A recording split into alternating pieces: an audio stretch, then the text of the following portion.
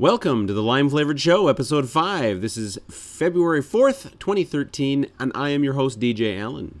Once again, I have joined you, but it's not live this time. I do apologize for that. Like I said, it was starting to wear on me a little bit, and I was having a hard time keeping up. So what I'll be doing is pre-recording these. This week's topic is one of relevance and, I guess you could say, controversy. I wanted to talk a little bit about the Second Amendment and about guns. Now, I would like to preface this by stating that I am a United States Naval veteran. I was in from 1994 to 1997. I don't have a problem with private citizens owning guns. And those people that are stating that, all right. The big issue right now is that there was a shooting in a school in Pennsylvania, I believe.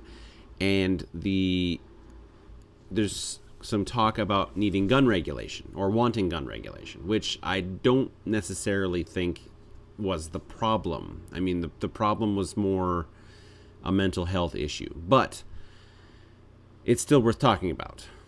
Now, I would like to read the Second Amendment verbatim and discuss it a little bit before getting into the rest of the topic discussion.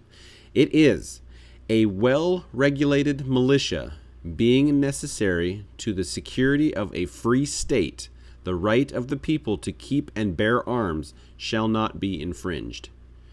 Now, even online, there is a distinction between how the founders wrote it and how the states ratified it. It's got to do with punctuation and things like that.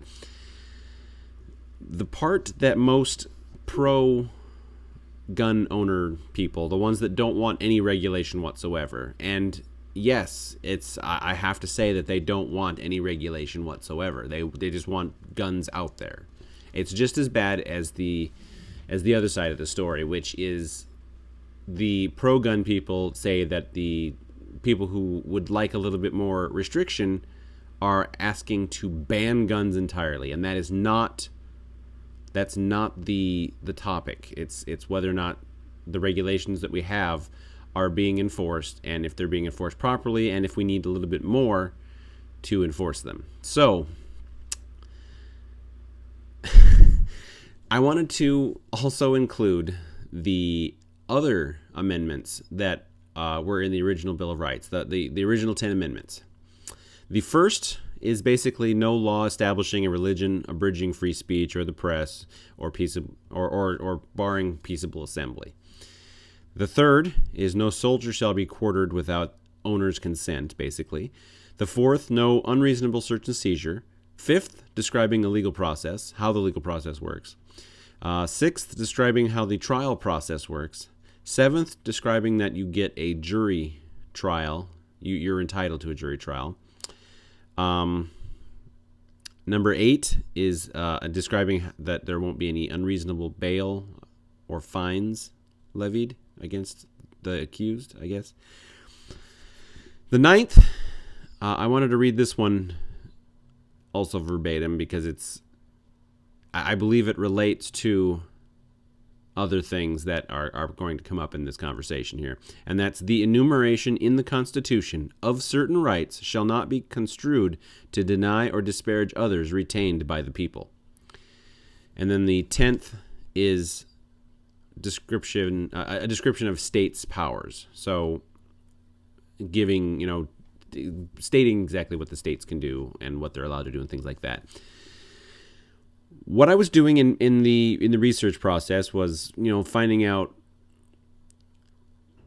We focus so much on the First and Second Amendments, and I guess I've been I've been through school. I've been taught about the Constitution, and honestly, I guess I didn't personally realize we had so much dealing with the legal process and things of that nature. So most amendments deal specifically with federal power, with most of those dealing with elections. So our Constitution is better than half describing how an election works. That includes the Electoral College, how that works, term limits. What else? Well, things along those lines.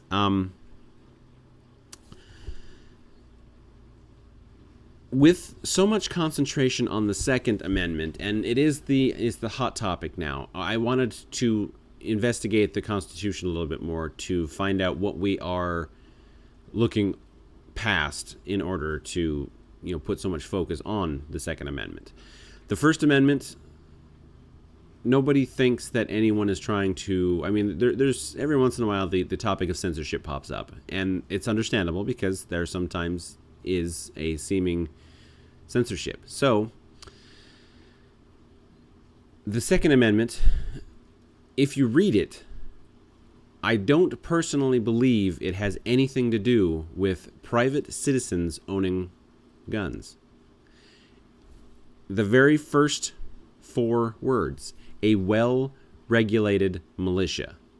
It has to do with the weapons being in the hands of militia members. We are in a place and time right now that don't operate with militias. We have a military. We don't have individual state militias. The closest thing we would have to an individual state militia would be the National Guard, I would say. And that is also federally regulated, even though the states really have control of each unit, I guess, each state's National Guard. So by putting all the focus on the fact of the entire Second Amendment, the pro, really it's the NRA. The NRA is leading the fight. So the NRA always keeps about the right to bear arms shall not be infringed. The topic of discussion with the Second Amendment right now is not whether or not to prevent everyone from owning guns. That's not the issue. It's never been the issue, and those that say that it is the issue are not paying attention to what the issue really is. They want to draw attention from what is actually going on. And the problem is that private citizens don't need certain types of or access to the implements to make certain types of weapons dangerous, basically. What is the main use for a gun at this point in time in our culture?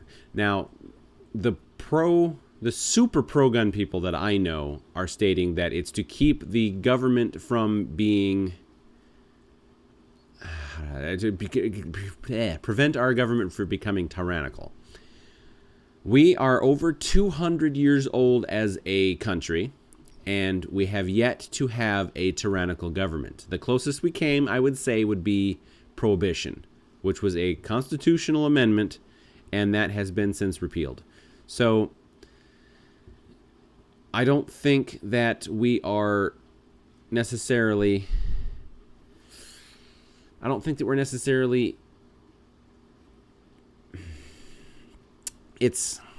We haven't had a tyrannical government, and with the way our government is set up, I don't see us having a tyrannical government.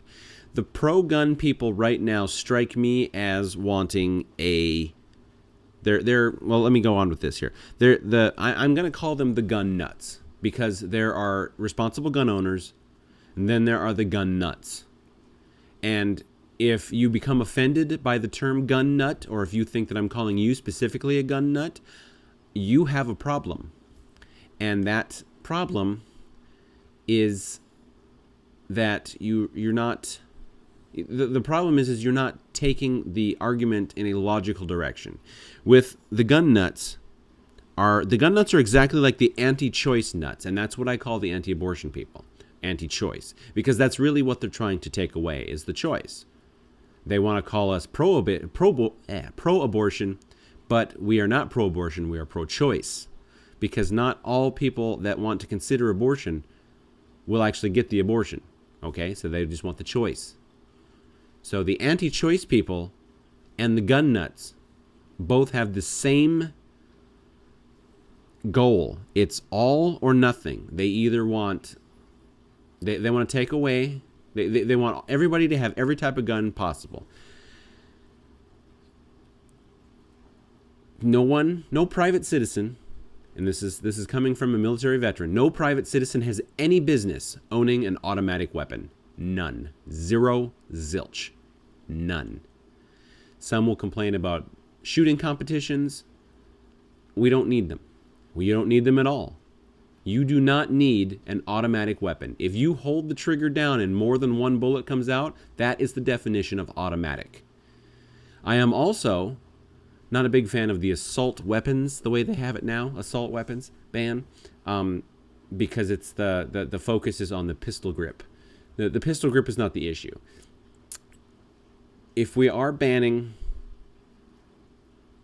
assault weapons, the way I would define assault weapon would be weapons that have magazines over a certain size. There is no reason to have an automatic weapon, and there's no reason to have a magazine larger than, let's just pick a number, 10. You do not need more than 10 bullets. If you need more than 10 bullets, you had better be in the military using it under a military application, because there's no reason for a private citizen to have that type of weapon. There's just none. And you're not going to convince me otherwise. Is this me saying that I think that all guns should be banned? No. Own your rifles. Own your shotguns. Own your pistols. You hold the trigger down. If more than one bullet comes out, that is when I have a problem. I also have a problem with large-scale, destructive, what I would consider assault weapons. Bazookas, rocket launchers, grenade launchers. There's no reason a private citizen needs to own a grenade. None. Ever. There's no reason a private citizen needs to have an automatic weapon. There's no reason a private citizen needs a magazine that's bigger than, for instance, 10 rounds. None. Why? The deer aren't shooting back. If you're using the hunting, the deer aren't shooting back. In the case of a tyrannical government, if we would happen to need to overthrow the United States government, we're not going to need automatic weapons then either. Because it's just not going to happen. What I have also noticed about people that use these type of arguments are these slippery slopes. It's the same people that want to bar gay marriage. It's not just gay marriage is against my religion. Well, it may be against your religion, but it's not against mine. So stop imposing your religion on me. We'll get to that too, by the way. It's always, well, if we allow gays to marriage, same-sex to marriage, then we have to allow triads to marriage. We have to allow people to marry goats. We have to allow people to marry chickens. Why?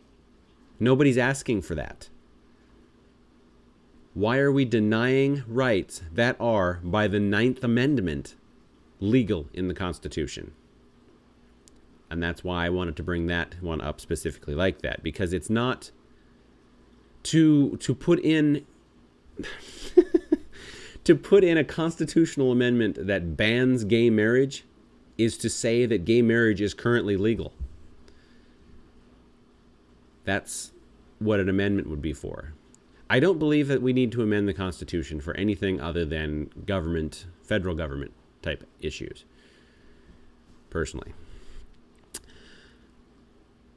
With these gun nuts, the all or nothing people, these are the people I'm talking about, the all or nothings. The ones that have civil conversations with me, I don't have any issue with at all. None. Because they understand that we are a nation of compromise. And when we cease being a nation of compromise, we start looking like the people that want some sort of, they want the tyrannical dictatorship is what they want. People that don't want compromise would end the United States of America as we know it. because they want to force me to be a Christian. They want to force me to own weapons that I have absolutely no reason to own. They want to force me to live by their morals and standards. And that is not how the United States of America works. If you want a dictatorship, go where one exists.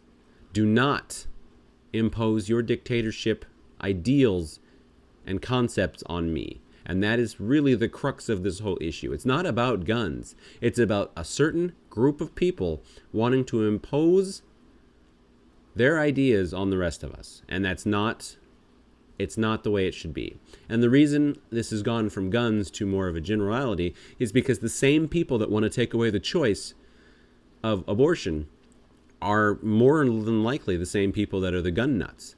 And those people are more than likely the ones that think that this is a Christian nation. I am not a Christian. And if you attempt to convert me back to Christianity, from which I have converted, we will have an issue. Because that is not what I believe. That is what you believe. Keep it to yourself. That is not my problem. You handle your religious beliefs. I will handle mine. These are the same people. This group of people want to impose their will on everyone else. And that is a dictatorship. That is not a democracy. That is not a representative republic, which is what the United States of America is. That's a dictatorship. You want that? Go grab an island and set up a king, because that's exactly what you want. That's what you want. Don't impose it on the rest of us. It's unfortunate that that's how things have become in the nation. And it's unfortunate that the ones that are kind of flip-floppy, that the ones that think, well, I don't think we need all this regulation here and there, they're also starting to jump on the side of the gun nuts. I've actually been told by, I guess I would consider them a flip-flopper, that I'm interested in banning all guns. And even when I stated clearly, I am not interested in banning all guns. I am interested in banning automatic guns.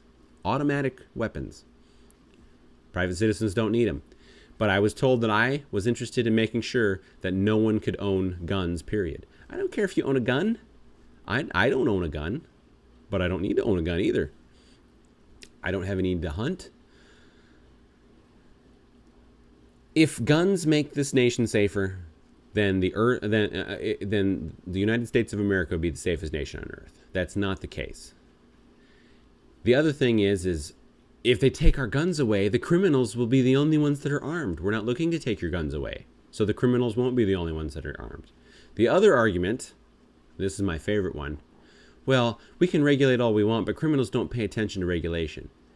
The chief of police of Baltimore County, in a testimony in front of the United States Senate hearing, stated plainly how many criminals were prevented from owning guns using the regulations we already have in place. And he believes that we need more. I also believe we need more. However, with the Sandy Hook Elementary shooting, I believe that is more a mental health issue than anything else. For those that are paying attention, I have done absolutely no attempt to read an ad, because these controversial topics tend to be polarizing, and I don't want sponsors or anything to be polarized because of what I'm talking about. I don't want to ban guns. Not in general. Automatic weapons, yes. Magazines of a certain size, yes. Weapons, guns or other weapons with a certain impact, like grenades, rocket launchers, missile launchers, things like that. No one needs to own a tank. No one. No one needs to own an automatic rifle. No one. Okay? Those are for military applications. And that's it. Why is that so unreasonable? I also believe that there should be background checks. I expect to be checked for my mental health and through my background if I want to buy a gun.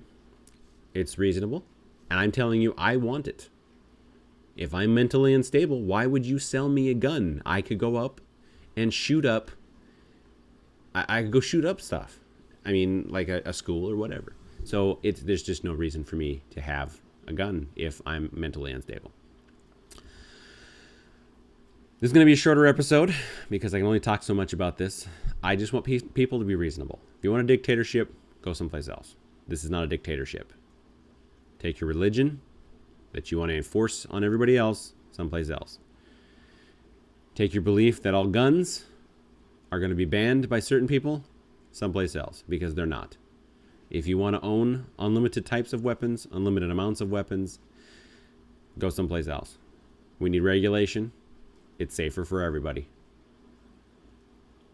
If you join me again in the future, if you want to contact me in the future, it's officiallimeflavored@gmail.com. You can also find me on Facebook at facebook.com/lime-flavoredcom, or if you just search for limeflavored.com. You can also find us on G+. If you search for Lime Flavored, you should also find the limeflavored.com page, as well as the official Lime Flavored profile, which is where most of the live recordings have been happening. If you go to limeflavored.com, you will also find the links to all those locations. I want to thank you for joining me, and we will see you next time.